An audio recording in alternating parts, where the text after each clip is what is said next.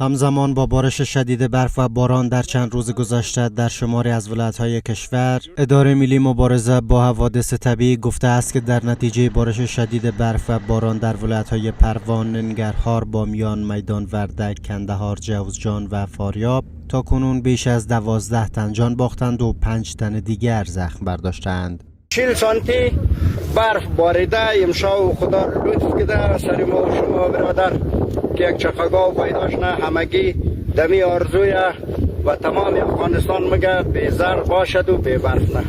تقریبا در ولایت پروان ولسوالی سیاگرد تقریبا در خشکی 1 متر برف 95 سانتی برف بریده 95 کورونه پیدا کړل یاره او کنه دغه یو خاص کې ځای به ښکاری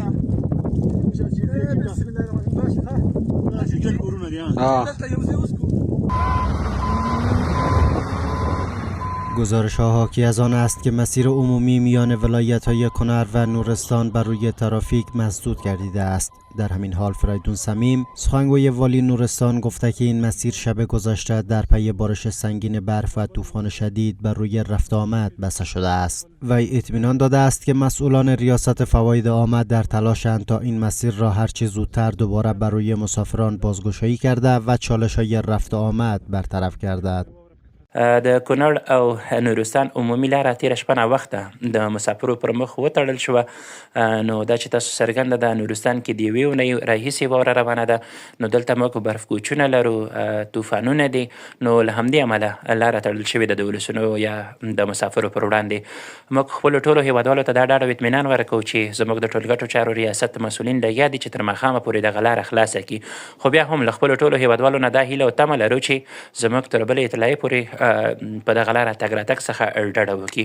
بل د دې ترڅنګ بدبختانه وایو چې په کوردر ساحه کې زموږ د یو بانډوال یا شپون 20 رمې د برف کوچ له کبله له منځه تللي دي. نو ولایتي د اداره بیا هم خپلو ټولو ولسونو ته دا ډاډ ورکوي چې د دوی ترڅنګ ولاړ ده او هیڅکله نه پرېږدي چې زموږ ولسونه په ستونزو کې وي. در همین حال وزارت فواید عامه اعلام کرده است که در پی برفباری‌های سنگین در 2 روز گذشته شاهراه سالنگ‌ها بر روی ترافیک مسدود گردیده است. این وزارت افزوده است که در بعض مناطق برفباری تا هنوز جریان دارد. د ټولګټو وزارت ولایتي ریاستونو د کافي پرسونل او ماشینري ترڅنګ له خصوصي شرکتونو سره په همکاري بشپړ چمتووالی لري چې د هوا له برابرېدو سره سم مسیرونه له واورو څخه پاککاري او د ترافیک پر مخ پرانیزي. ټولګټو وزارت له ټولو هیوادوالو او موټر چلوونکو څخه غوښتنه کوي چې له واورینو لارو د تېرېدو وړاندې د لارې د خلاصون څخه ډاډ ترلاسه کړي او د سفر پر مهال د ګرمه جامې، خوراکي توکي، اړین روغنیات او د وسایطو لپاره زنجیر یا چین له ځان سره ولري.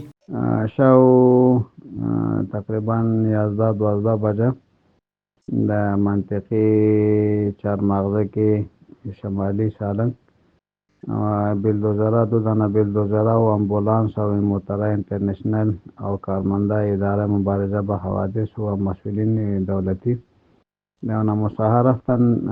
اول را پاک داره هستند، را که خلاص و دیگه سر کدام هتل که برف کوچ آمده در نمو هتل خود میرسانه. هنوز تقریبا به نظر 3 یا 4 کیلومتر را دیگه مانده که به هتل برسه. وزارت فواید عامه امارت اسلامی روز گذشته اعلام کرده است که تیم عملیاتی ریاست حفظ و مراقبت سالنگ‌ها موفق شدند شهروندان گرفتار در ساحه 2 شاخ شاهراه سالنگ را پس از وقوع برف کوچ نجات دهند. در سوی دیگر شرکت برشنا اعلام کرده که برق وارداتی ازبکستان به دلیل بارش برف دچار اختلال فنی شده و در نتیجه برق 12 ولایت با اختلال روبرو شده است.